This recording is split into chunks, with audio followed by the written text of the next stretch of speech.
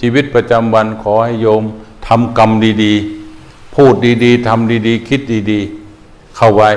อดไว้ทนไว้จะเจอปัญหาหนักหน่วง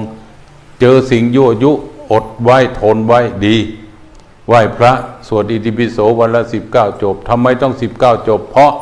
สวดพุทธคุณธรรมคุณสังฆคุณไม่มีอะไรเหนือกว่านี้แล้วสองเมื่อสวดแล้วจิตเป็นสมาธิ3จะเป็นเครื่องป้องกันแล้วคอยดูต่อไปเนี่ยโอกาสปีนี้เราได้เห็นแน่อะไรต่างๆในโลกเนี่ย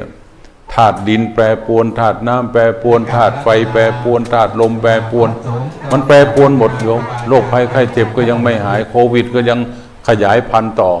เป็นอะไรก็ไม่รู้แล้วนี่แหละ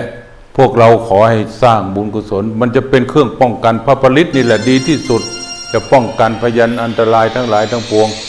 ต่อไปเนี่ยถ้าโยมถึงเวลานั้นอยู่ยัง